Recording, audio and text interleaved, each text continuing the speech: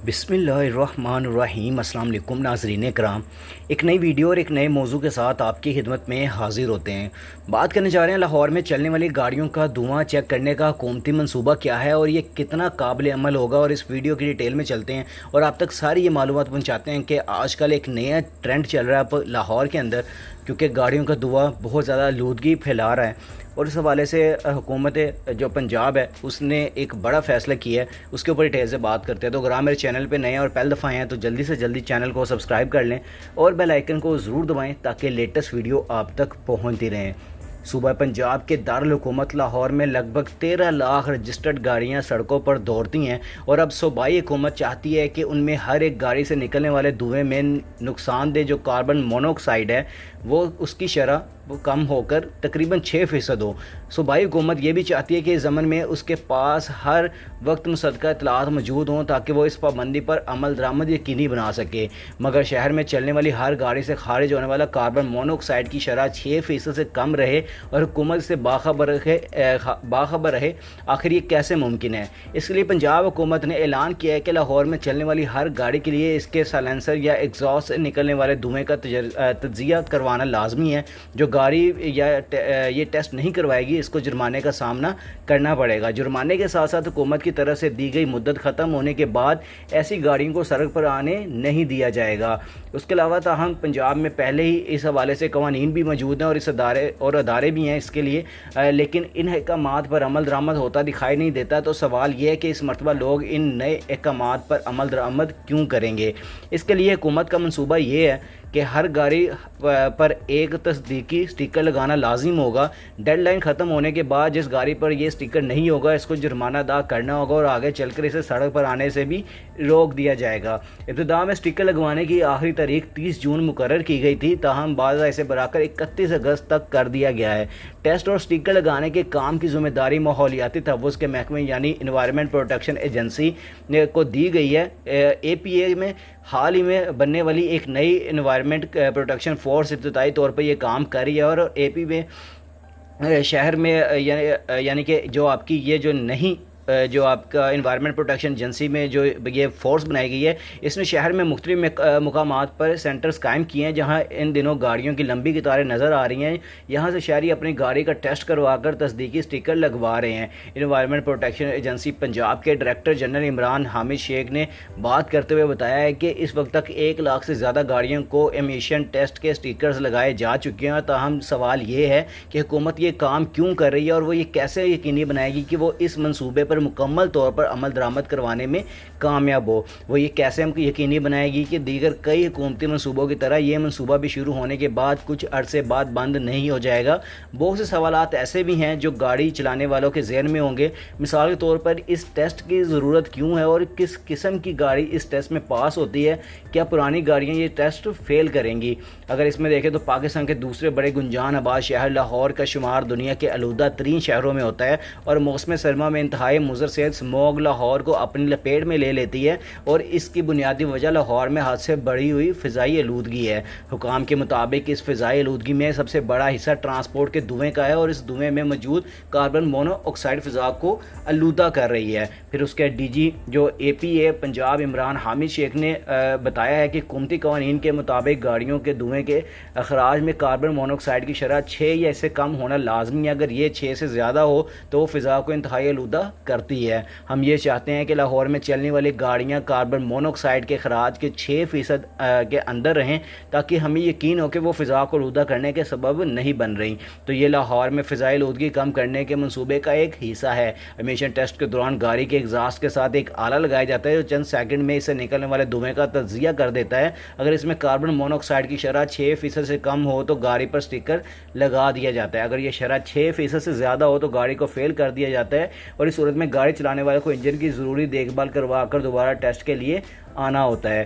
حکومت کا منصوبہ یہ ہے کہ اس عمل کے ذریعے اس بات کو یقینی بنایا جا سکے کہ لاہور میں چلنے والی کوئی گاڑی فضائی آلودگی کا سبب تو نہیں بن رہی، اور حکومت اس حوالے سے مکمل طور پر آگاہ رہنا چاہتی ہے۔ تاہم سوال یہ ہے کہ ایک مرتبہ اگر یہ عمل کامیابی سے مکمل ہو بھی جاتا ہے تو اس بات کی کیا گارنٹی ہے کہ کچھ عرصے بعد بھی یہ منصوبہ اسی طرح چلتا رہے گا؟ تو ڈی جی صاحب نے کہا ہے کہ ان کے محکمے کے لیے اس منصوبے کی پائیداری ایک بڑا چیلنج ہے، تاہم ان کا دعویٰ ہے کہ اس کو اس طرح ترتیب دیا گیا ہے کہ اس کی پائیداری کو یقینی بنایا گیا ہے، اور ابتدائی مرحلے میں گاڑیوں کی جانچ پڑتال اور انسپیکشن کا کام اے پی اے کر رہا ہے۔ تاہم آگے چل کر ہم منصف ٹیسٹنگ جو نجی لیبارٹریز اور گاڑیاں بنانے والی کمپنیوں کے ساتھ معاہدے کر رہے ہیں، پھر یہ کام پرائیویٹ سیکٹر کے پاس چلا جائے گا اور اے پی اے صرف انفورسمنٹ کرے گا۔ عمران حامی شیخ نے بتایا ہے کہ جو گاڑیاں پرائیویٹ سیکٹر کے ذریعے تصدیقی سٹیکرز لگواتی جائیں گی، ویسے ہی اے پی اے انفورسمنٹ کی طرف جاتا جائے گا اور اس کا بنیادی کام بھی ہو جائے گا۔ اے پی اے پھر یہ دیکھے گا کہ جن گاڑیوں پر سٹیکر نہیں لگے ہوئے ان کو جرمانہ کرے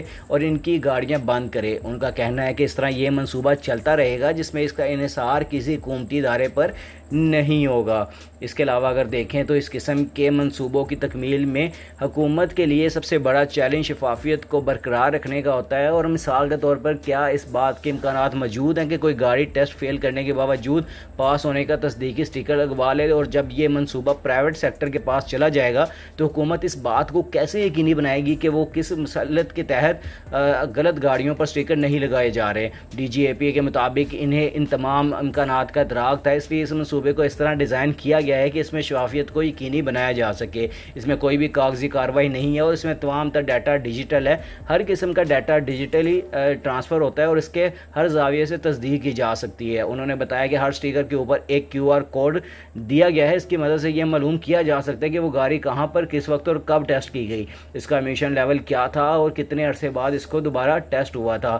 عمران حامی شیخ کے مطابق گاڑی کو موقع پر ٹیسٹ کیا جاتا ہے اور اس کی نمبر پلیٹ کی تصویر اور اس کے ٹیسٹ کی تصویر لے کر یہ تمام ڈیٹا ایک موبائل ایپ میں داخل کی جاتی ہے، اور اس ایپ پہ صرف لائیو تصویر ڈالی جا سکتی ہے، لائبریری سے لے کر تصویر نہیں ڈالی جا سکتی۔ اس طرح ایپ اس گاڑی کے جی پی ایس کوآرڈینیٹس بھی ریکارڈ کر لیتی ہے۔ اس کا مطلب یہ ہے کہ گاڑی پر بغیر ٹیسٹ کروائے سٹیکر نہیں لگایا جا سکتا۔ اس طرح اس کی ٹیسٹنگ کے تصاویر شواہد ایپ میں محفوظ ہو جاتے ہیں جس کی تصدیق کی جا سکتی ہے۔ ساتھ ہی ہم اپنے انسپیکٹرز کو صرف اتنے ہی سٹیکرز دیتے ہیں جتنے اس دن میں لگائے جا سکتے ہیں، اور ان کا ریکارڈز انہوں نے شام میں آ کر جمع کروانا ہوتا ہے۔